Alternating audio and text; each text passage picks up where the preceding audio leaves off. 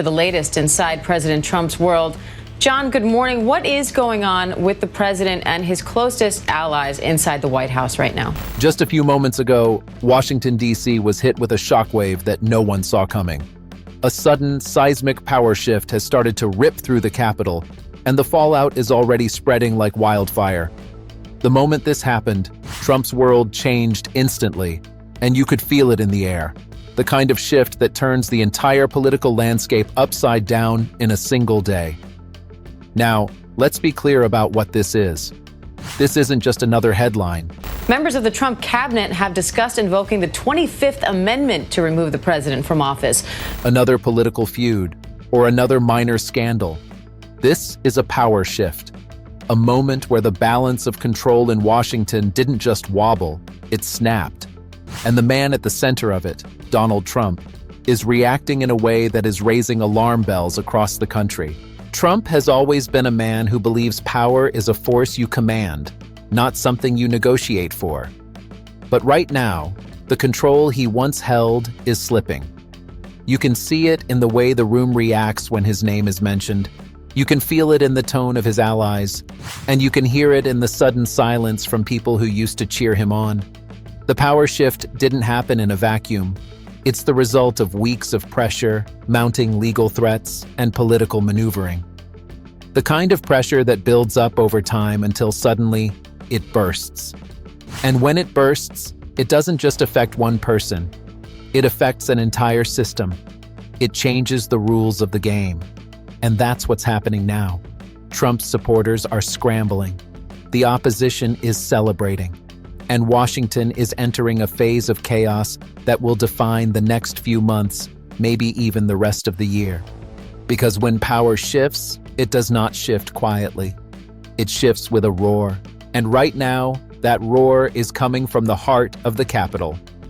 Now let's get into the moment that triggered all of this, because it didn't just happen randomly. This was a calculated collapse. The kind of event that only happens when the system's pressure finally becomes too much to hold. And the moment it broke, the entire room changed. The trigger was a sudden decision, one that was supposed to be routine, but turned into a public shock. A key power move, a shift in alliances, or a legal ruling that hit like a bomb. Whatever it was, it immediately exposed the fact that Trump's grip on control was not as strong as it looked. And that's the key here. Trump's power has always been built on perception. The idea that he is untouchable, unstoppable, and always in control. But when a power shift hits, perception breaks first. And once perception breaks, the real consequences start to show. In Washington, power is everything. It determines who gets heard, who gets ignored, and who gets pushed aside. And when someone's power starts to crack, other people move fast. They don't wait. They don't negotiate. They don't politely ask for change. They take it. And that is exactly what's happening right now. This power shift didn't just weaken Trump, it exposed a new reality. A reality where he is no longer the center of the room. A reality where his decisions can be overridden. A reality where the system can move without him. And once that happens, the chaos begins. Because the people who used to follow him are now looking for the next leader. The people who used to fear him are now seeing an opening. And the people who always opposed him are moving in for the kill. This is what happens when power changes hands. It is messy, it is chaotic, and it is unpredictable.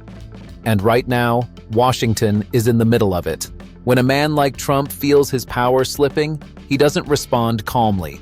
He reacts with anger, panic, and aggression. And that's exactly what happened the moment the power shift became undeniable. The confidence that once defined him was replaced by something far more dangerous. The first sign was the change in his tone.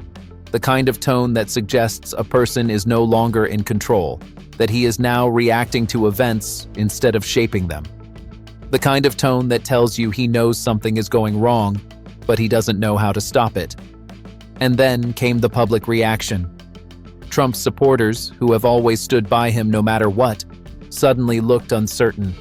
not because they stopped believing, but because they could feel the shift.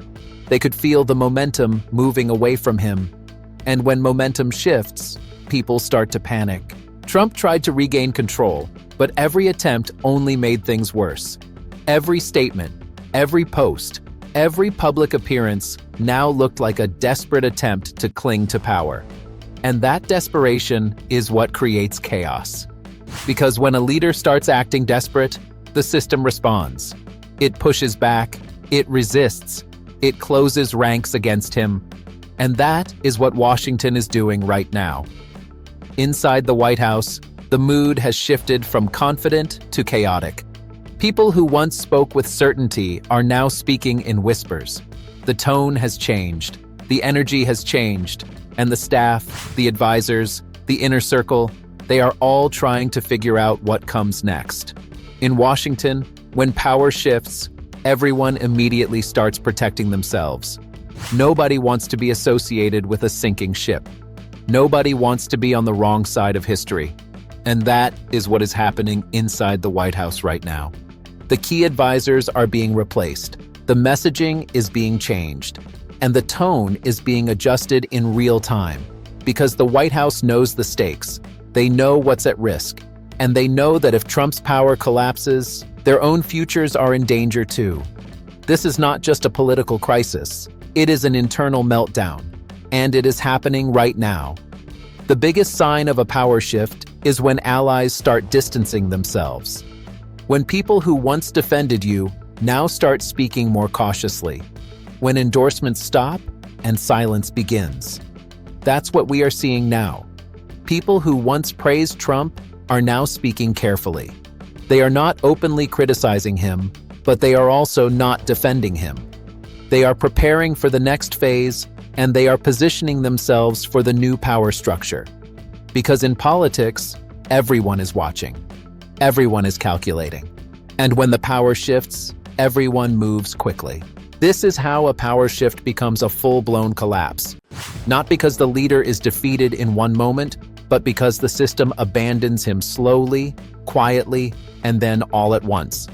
And that is what is happening right now.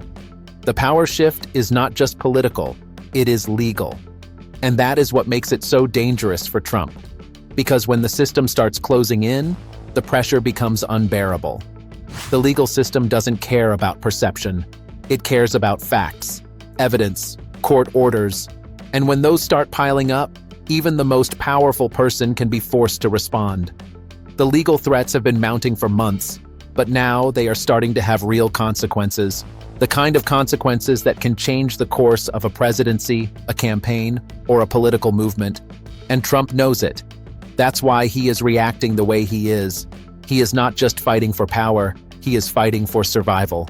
When a power shift happens, the media becomes the battleground. Every outlet is trying to be the first to break the story. Every journalist is trying to predict what comes next.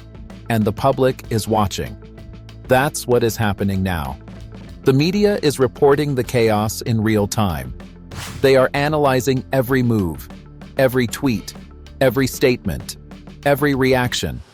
And they are creating a narrative that is now shaping public perception. And when public perception shifts, power shifts. Because in politics, perception is reality.